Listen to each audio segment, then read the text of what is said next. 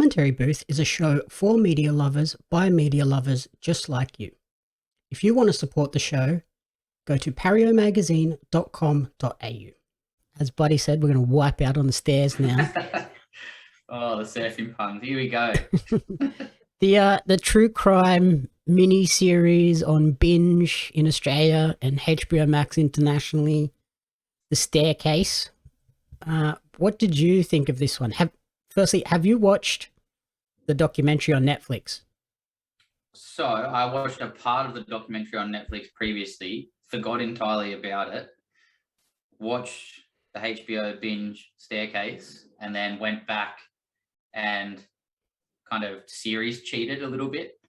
Yep. Started watching ahead of where the episodes are up to now. So yeah, on and off. Okay. Yeah, so I'd watched the full season of the documentary.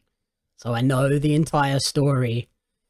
So far the series is following the documentary pretty closely. It doesn't feel like it's telling me anything new or really telling me anything in a different way. So that's a bit strange. I feel like if I hadn't seen the documentary, I'd be enjoying the series more, but I still am enjoying this series following, Michael Peterson and the alleged murder of his wife.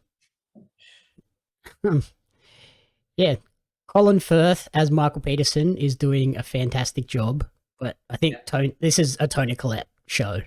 Anytime she's on the screen, she's so good.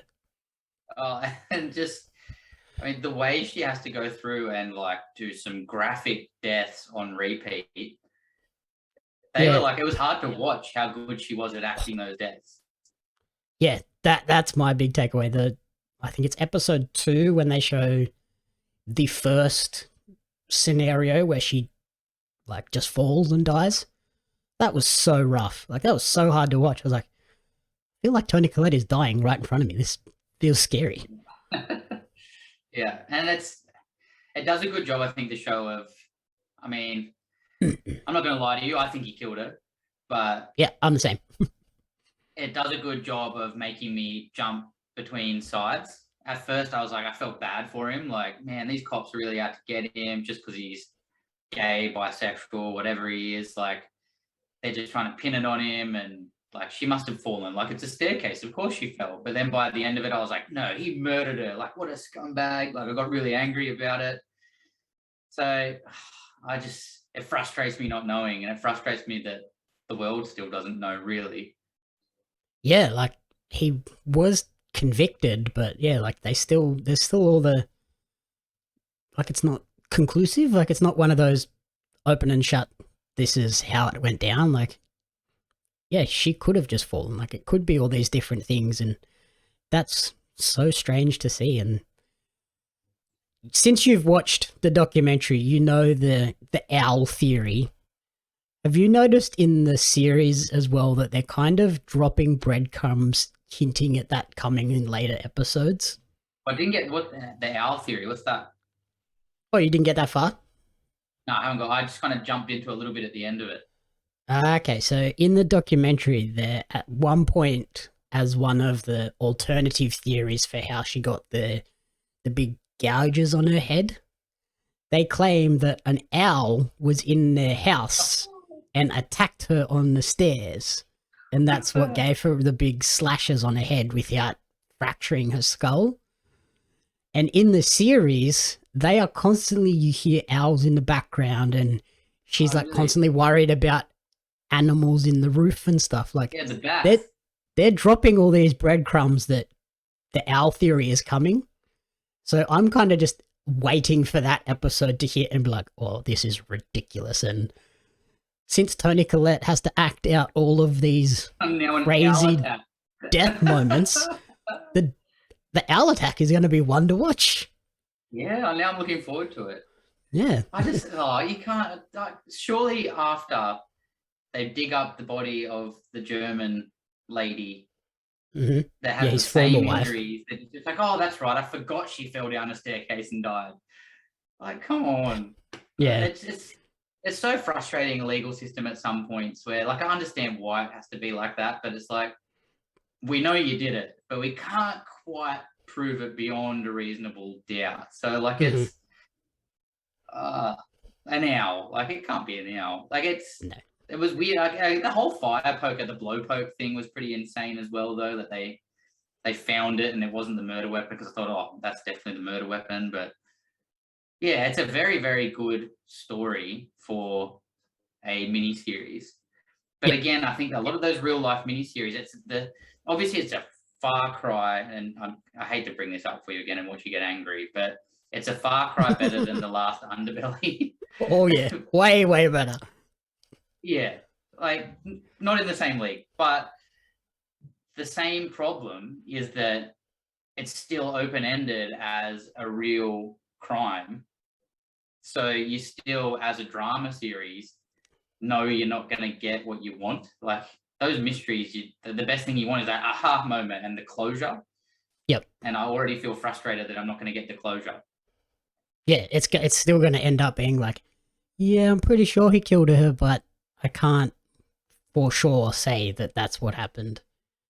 Yeah. It has been cool watching the actual show, The Staircase, the show, and then seeing them incorporate the filming of The documentary. Netflix documentary within that, and then being able to watch from the documentary perspective that is incorporated into the show. It's this really weird, like, Inception thing that's going on that I've never really seen before. Yeah, like it's such a well done series, and obviously HBO, they always put out high quality product. So enjoying this one, excited to see it sort of wrap up and see all the crazy theories. In the cast though, there's a few surprising names that I didn't recognize in the show. Did you realize Sophie Turner from Game of Thrones is in the show? Yes, only because it's like Anne's favorite actor out of Game of Thrones. Our dog is named Lady after her dog off Game of Thrones. So as soon as Sophie Turner popped up, there she is. Oh my God, that's her. And it was cool to see her outside of Game of Thrones. So yes, but very, very impressed with the way she acted and seeing her outside of her general role. Yeah, I didn't realize it was her until I was reading through the cast list. I was like, what? Sophie Turner? Is that the Sophie Turner that I'm thinking of? And then I clicked on the name and looked and I was like, oh, it is too. Holy crap. Yeah. That was insane. Didn't pick that one. And the other one of the sons is Patrick Schwarzenegger. And yes, that is Arnold's son. Right. Now didn't pick that one. Not that I didn't even know he had a son, but yeah. Which son? Todd. Dodgy one or the youngest one? The non-dodgy one.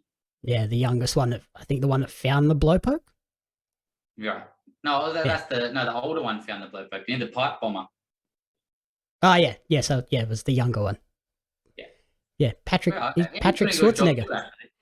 Yeah, that's another one where I was like, Patrick Schwarzenegger. I wonder if he's related. Clicked on the name. Yep. I'm like, oh, okay. There can't be too many Schwarzeneggers in the phone book. No, but you never know. Like it could have just been coincidence, and then nope, it actually was. I was like, oh, that's Patrick related to Arnold. No, everybody does that. Yeah, I imagine he gets that all the time. Like, you related to Arnold? No. And interesting trivia.